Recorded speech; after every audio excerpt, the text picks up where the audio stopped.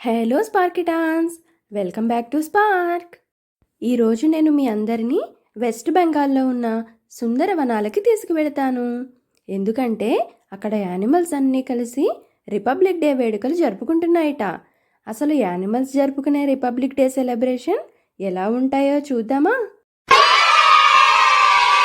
Let's go.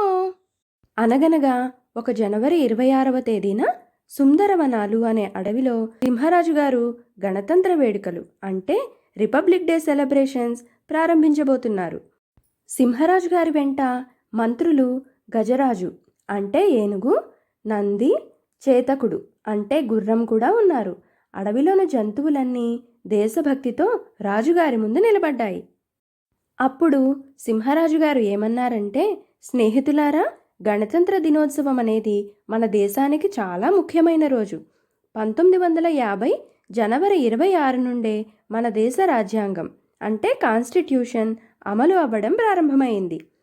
ఇంతకీ రాజ్యాంగం అంటే ఏమిటో తెలుసా అని అడిగారు సింహరాజు గారు.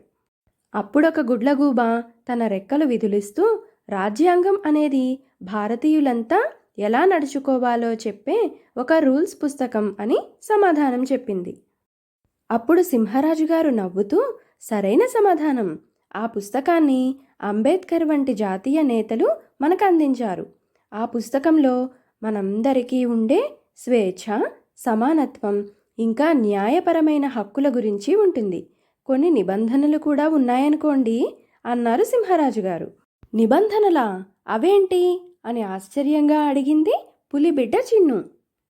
అవును, రోజు మన కర్తవ్యాలు మనం నిర్వహిస్తూ ఇతరుల స్వేచ్ఛని గౌరవించినంతకాలం మనం పూర్తి స్వేచ్ఛతో జీవించవచ్చు.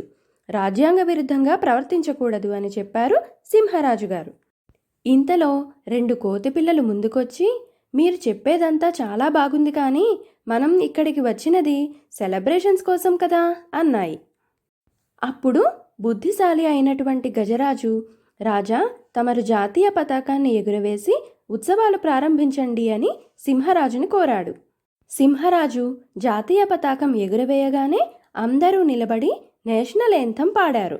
జనగణమన అధినాయక జయ హే భారత భాగ్య విధాత, పంజాబ సింధు గుజరాట మరాఠ ద్రావిడ ఉత్కల వంగా, వింధ్య హిమాచల యమునా గంగా ఉచ్చల జలధి తరంగా, తవ శుభ నామే జాగే, తవ శుభ ఆశిష మాగే, గాహే తవ జయ గాథా, జనగణ మంగళదాయక జయ హే భారత భాగ్య విధాత, జయ హే జయ హే జయ హే జయ జయ జయ జయ హే, జై హింద్.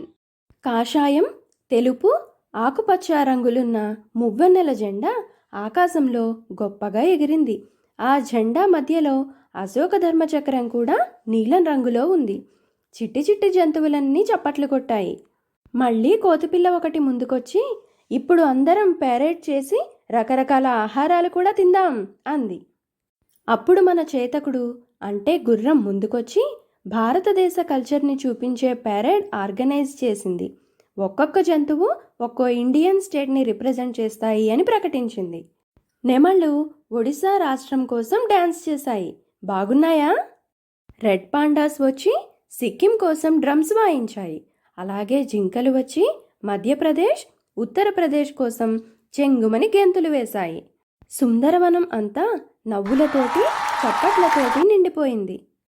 ఇంతలో నంది ముందుకొచ్చి వివిధ ఇండియన్ స్టేట్స్ని రిప్రజెంట్ చేసే రకరకాల ఆహారాలతో ఫుడ్ స్టాల్ ఏర్పాటు చేసింది. పంజాబీ బటర్ పరోటాలు, కేరళ కడల కర్రీ, గుజరాతీ ధోక్లా, బెంగాలీ మిస్టీ దోయ్, ఇంకా ఆంధ్ర ఊరగాయలు తయారు చేసింది.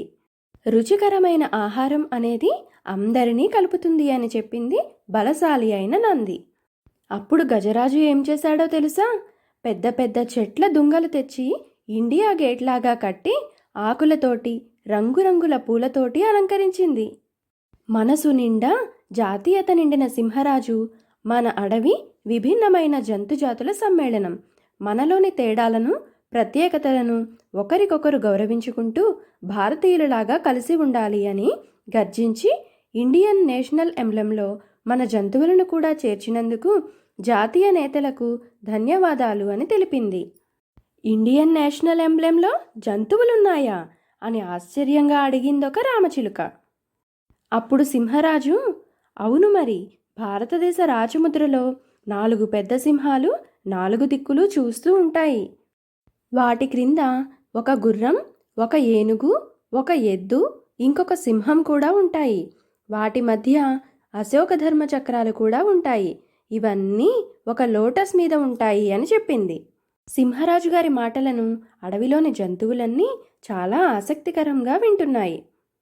ఇంతలో ఆకాశంలో ఒక అందమైన లైట్ షో స్టార్ట్ అయ్యింది. ఫైర్ ఫ్లైస్ అంటే మిణుగురు పురుగులన్నీ కలిసి ఇండియన్ ఫ్లాగ్ ఫామ్ చేశాయి.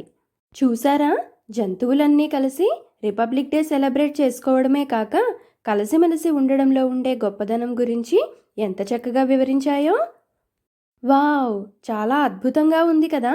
రాజ్యాంగం గురించి, జాతీయ జెండా గురించి, ఇండియన్ ఎంబ్లెం అంటే రాజముద్ర గురించి, యానిమల్స్ వలన తెలుసుకున్నాం. అంతేకాక వివిధ రాష్ట్రాల ఆహారాలు కూడా మర్చిపోలేం. ఇంతకీ మీకేం నచ్చింది? ప్యారేడా, ఎంబ్లెమా, లేకపోతే ఫుడ్డా? పిల్లలు, వీడియో నచ్చిందా? అయితే వెంటనే సబ్స్క్రైబ్ బటన్ క్లిక్ చేయండి. ఇలాంటి ఫన్ లెర్నింగ్ వీడియోస్ అన్నీ చూసేయచ్చు. బాయ్. జై హింద్.